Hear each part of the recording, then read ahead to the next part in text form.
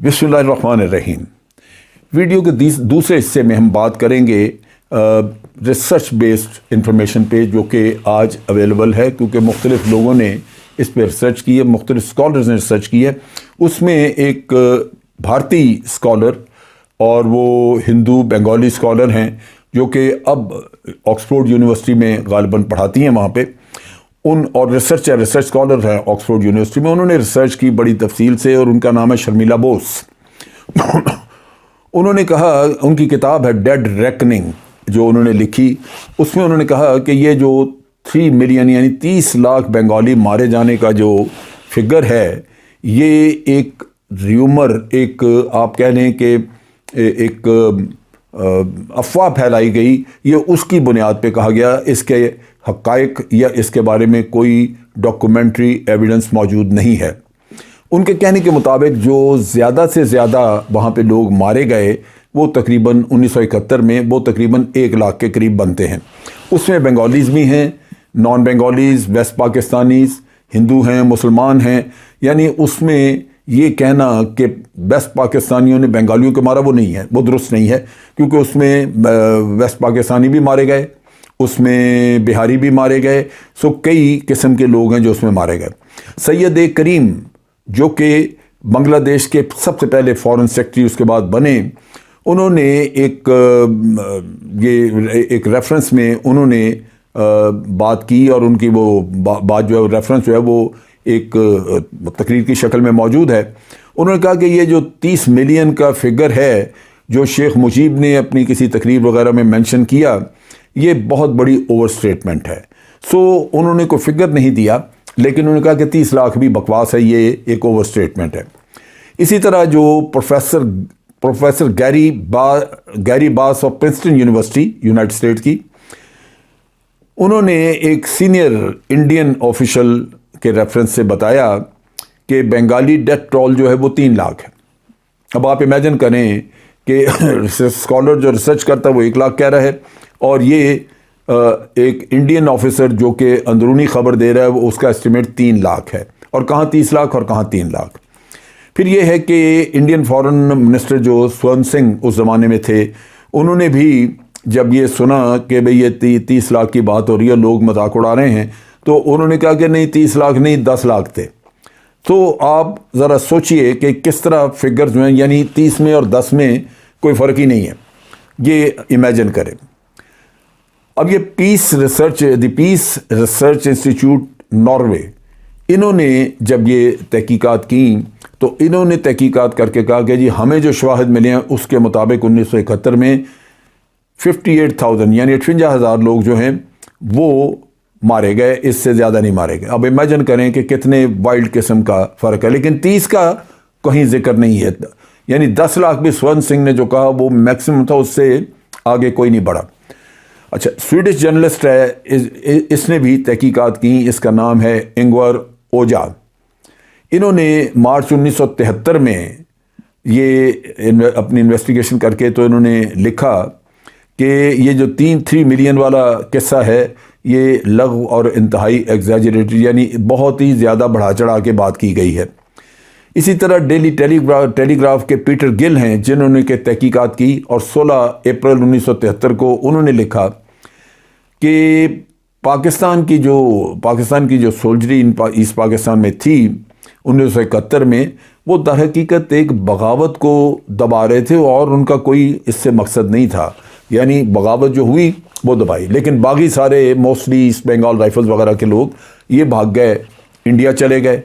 तो उन्होंने कहा कि ये अपने ही लोगों के साथ, वो चूँकि अमन कायम करने के लिए, अपने लोगों के लिए, बंगालियों के लिए ही अमन कायम करने की कोशिश कर रहे थे, तो ये सोचा भी नहीं जा सकता कि उन्होंने कोई इतने लोग मारे होंगे या ये हरकतें की होंगी, क्योंकि वो कोई काबिज फ़ौज नहीं थी, वो तो उनका मुल्क था उस वक्त, तो ये अलहदी वाली बात नहीं थी। और शेख मुजीब के जो फिगर्स वगैरह वो कहते हैं 30 लाख की जो बात करता है, ये लघु है, और बिल्कुल जो शेख मुजीब ने कहा इस पे यकीन नहीं किया जा सकता। वो ये कहता है कि ये जो फिगर बता रहे हैं, ये बंगालीज़ अगर हम कहें कि बहुत भी मारे गए 10 महीनों में, तो ये तकरीबन को 20-30 गुना ज़्यादा बता रहे हैं اتنے لوگ نہیں مارے گئے. تو آپ امیجن کریں کہ اس کے فگرز کیا ہیں. وہ یہ کہتا ہے کہ یہ بھی ہو سکتا ہے کہ یہ 50-60 گنا زیادہ بتا رہے ہوں، لیکن لیٹ سے کہ اگر یہ 20-30 گنا بھی زیادہ بتا رہے ہیں تو آپ امیجن کریں کہ کتنا بڑا مغالطہ کریٹ کیا گیا ہے. اسی طرح جو ریپ کی جو ایلیگیشنز ہیں جس کا میں نے پہلے بھی ذکر کیا، اس میں بھی وہ یہ کہتا ہے کہ اس کے بھی شواہد نہیں ہیں، اور زیادہ شواہد اس بات کے ہیں کہ انڈین آرمی نے یہ بھیس بدل کے یا اس بھیس میں کہ ہم پاکستانی ہیں، انہوں نے وہاں پہ ریپ کیے ہیں، اور وہ کافی زیادہ تعداد میں ہیں. 200 میں نے کہا سامنے آئے. ہو سکتا ہے کہ کچھ لوگ ویسے شرم کی وجہ سے نہ آئے ہوں، 200 سے زیادہ تعداد ہو، لیکن 200 کا فگر جو ہے وہ موجود تھا. جو لوگ یہ اس طرح کی پاکستان کے خلاف اس طرح کی باتیں کرتے ہیں یا اس طرح کے الزامات لگاتے ہیں،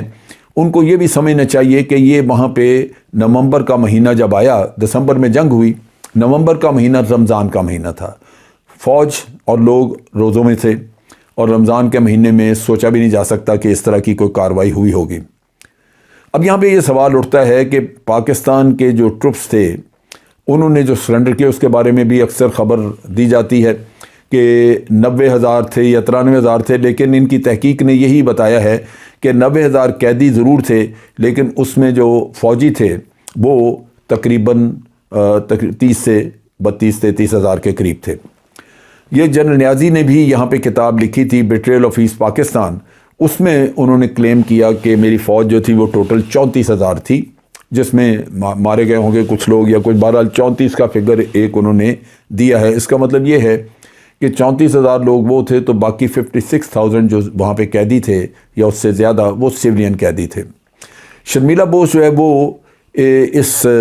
ان فگر سے بالکل ایگری کرتی ہے، اور وہ یہ کہتی ہے کہ 93,000 قیدی تھے اس کے حساب سے، اور اس میں فوجیوں کی تعداد وہ یہی بتاتی ہے 30-32,000. دوسرے جو اینالسٹ ہیں اس میں بنگلہ دیش میں جو اینالسٹ ہیں یا امریکہ کے ہیں یا بعض ایون انڈینز بھی ہیں، وہ بھی ٹروپس کی تعداد جو ہے وہ 34 سے 35,000 بتاتی ہے. اس کا مطلب یہ ہے کہ یہ تماشا جو 90,000 قیدی والا ہے یہ بھی ایک افواہ کے طور پہ پھیلایا گیا. قیدی 90 یا 93,000 تھے ضرور، لیکن اس میں فوجی صرف اور صرف 34 یا 35,000 تھے. میکسیمم فگر یہ ہمارے سامنے آیا ہے ریسرچ کی بنیاد پہ.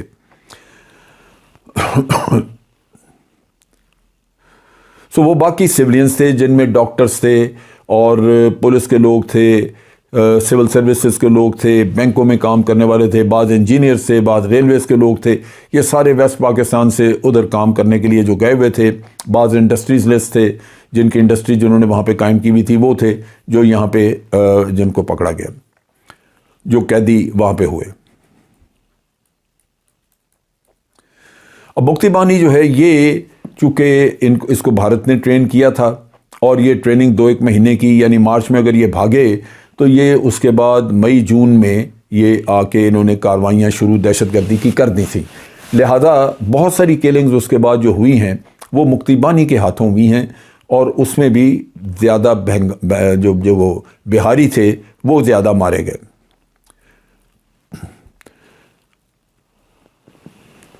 اب یہاں پہ یہ کہا جاتا ہے کہ مشرقی پاکستان میں کوئی ترقی نہیں کی گئی اور پاکستان نے کوئی ترقی کروائی نہیں وہاں پہ، جبکہ یہ بالکل ایک لغو چیز ہے. پاکستان میں آپ دیکھیے کہ 1947 سے 1971 تک جب مشرقی پاکستان تھا تو اس وقت آپ دیکھیے کہ وہاں پہ بندرگاہ سب سے پہلے وہاں پہ بنائی گئی. پاکستان میں صرف ادھر مغربی پاکستان کراچی بندرگاہ تھی، گوادر کی اب بنائی جا رہی ہے، اور اس وقت ان کی مونگلا بندرگاہ بنائی گئی جو کہ ایک بڑی بندرگاہ ہے، اور یہ ارلی 1950 کے دہائی میں یہ پاکستان نے تعمیر کی. پھر اسی طرح پریزیڈنٹ ایوب خان کے وقت میں ان کو انکریج کرنے کے لیے کہ بنگالی زیادہ سے زیادہ آرمی میں بھرتی ہوں، پاکستان میں ایک کیڈٹ کالج تھا مغربی پاکستان میں جو کہ حسن ابدال میں تھا. وہاں 4 کیڈٹ کالج کھولے گئے، جن میں چٹاگونگ میں اور جہانیدہ اور راجشاہی اور تانگیل میں یہ 4 وہاں پہ کھولے گئے. اسی طرح ٹیلی ویژن اسٹیشن ڈھاکہ میں 1964 میں بنایا گیا، جبکہ ہمارے ہاں اس وقت صرف کراچی میں ایک ٹیلی ویژن اسٹیشن تھا، اور 1964 میں سائملٹینیسلی ڈھاکہ میں بھی ٹیلی ویژن اسٹیشن بنایا گیا۔ اسی طرح جب یہاں پہ تربیلا ڈیم بنی تو مشرقی پاکستان میں کپتائی ڈیم بنائی گئی، اور اسی طرح سٹیل مل پاکستان میں 1971 میں آئی، جبکہ وہاں پہ سٹیل مل پہلے بنا دی گئی تھی۔ اس پاکستان میں سٹیل مل اس سے بھی پہلے بنا دی گئی تھی، یعنی دونوں طرف سٹیل ملز موجود تھی۔ کراچی سٹیل مل 1971 میں بنی تھی۔ پھر آپ دیکھیے کہ آئی سی ایس آفیسر، یعنی اس وقت انڈین سول سروسز کے آفیسرز ہوتے تھے۔ جب پاکستان بنا تو بنگلہ دیش میں، یعنی ادھر جو مشرقی پاکستان تھا، اس میں صرف ایک مسلمان نور النبی صاحب تھے جو کہ ایک آئی سی ایس آفیسر تھے۔ لیکن 1971 میں جب بنگلہ دیش علیحدہ ہوا تو اس وقت جو تعداد تھی ڈپلومیٹس کی اور پاکستان کے جو سی ایس ایس کیے ہوئے آفیسر بنگالی،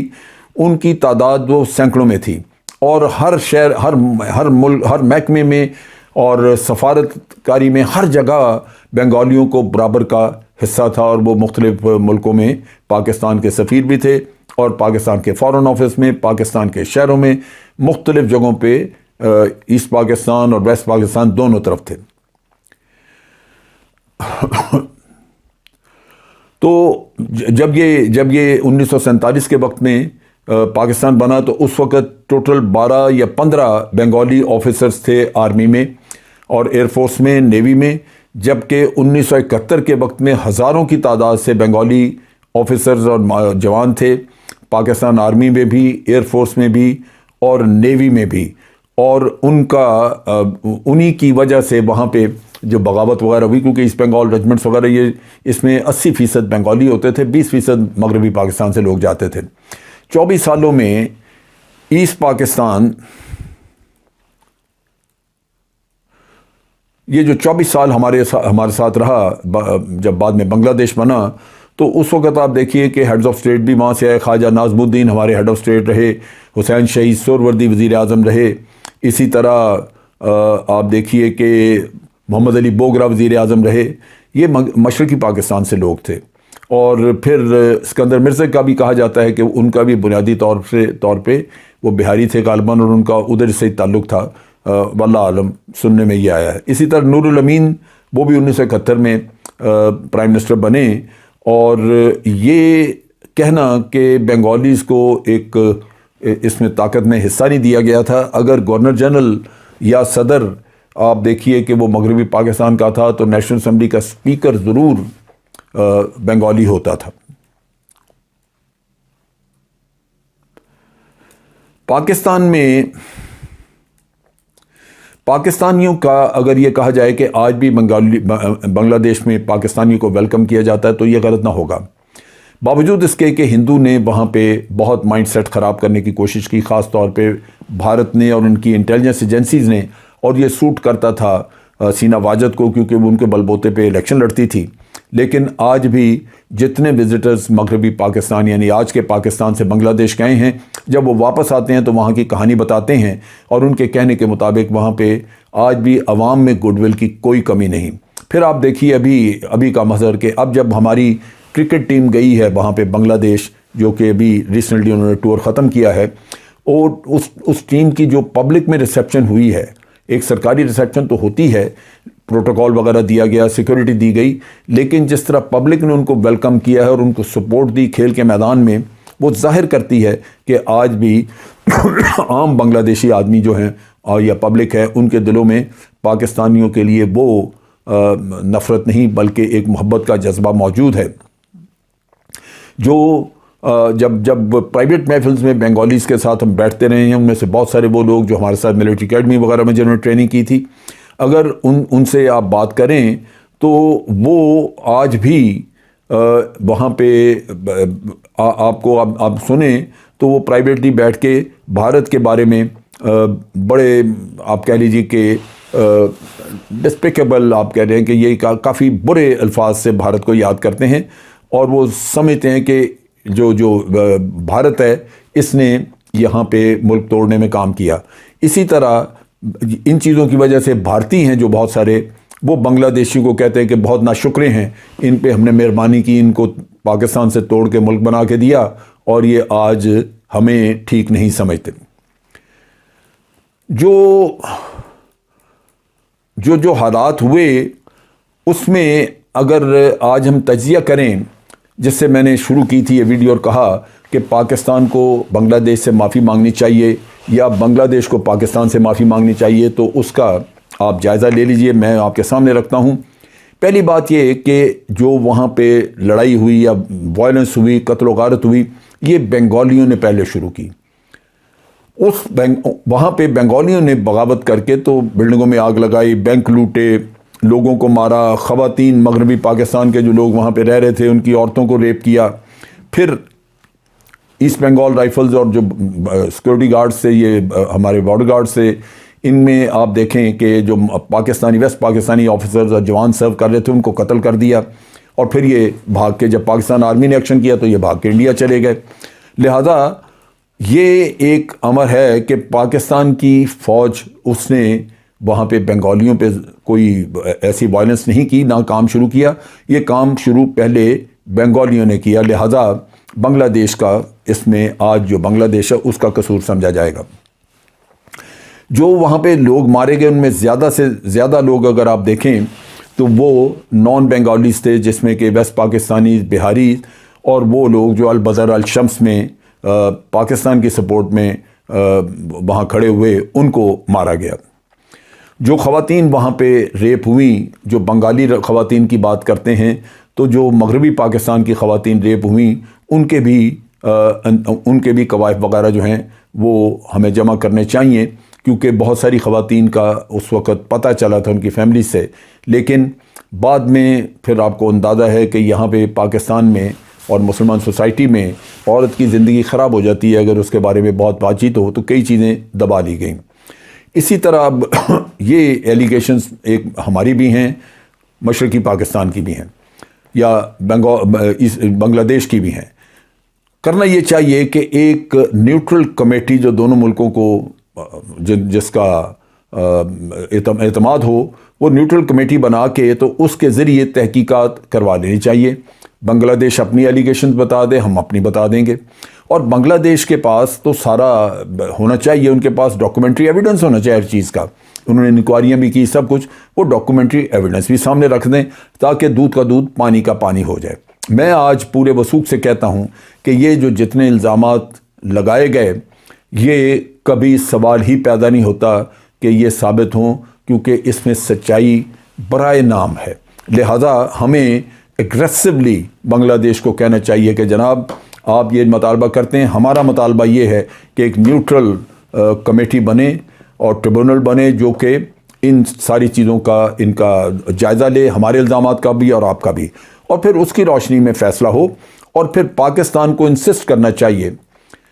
کیونکہ میں پورے وثوق سے کہہ سکتا ہوں کہ بنگلہ دیش کے الزامات جو ہیں وہ غلط ہیں۔ میں نے بہت سارے ہمارے جو PW واپس آئے ان کی سٹیٹمنٹس ہیں، وہ ہم نے ریکارڈ کی ہوئی ہیں، ہمارے پاس ریکارڈ موجود ہے، اور پھر ہمارے بعض لیڈرز نے، متین الدین، جنرل کمال متین الدین نے کتاب لکھی، جنرل خادم راجہ نے لکھی، کئی لوگوں کی کتابیں موجود ہیں جن سے ہمیں بہت ساری انفارمیشن ملتی ہے، سو اس کی بنیاد پہ ہم بات کر سکتے ہیں۔ اور اگر بنگلہ دیش کے جو بھی الزامات ہیں یہ غلط ہیں تو پاکستان کا حق ہے کہ بنگلہ دیش سے مطالبہ کرے کہ وہ فوراً معافی مانگیں اس بات کی کہ پہلے انہوں نے مغربی پاکستان کے لوگ جو وہاں پہ پرامن تھے ان کو مارا، دوسری طرف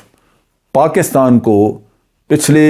40-50 سال سے جھوٹے الزام لگا کے پاکستانی قوم کو شرمندہ کیا، بدنام کیا، جو کہ کسی بھی صورت ہمیں قابل قبول نہیں ہے۔ اگر آپ یہ چیزیں ذہن میں رکھیں تو میں آپ کو بتاتا ہوں کہ آج بنگلہ دیش یہ بھول جائے گا کہ اس کو معافی چاہیے، معافی پاکستان اس کے پیچھے لگ کے اس کی دم پہ پیر رکھ کے پاکستان معافی منگوائے گا اور معافی ملنی چاہیے۔ آج کے لیے اتنا ہی۔ افواج پاکستان زندہ باد، پاکستان پائندہ باد۔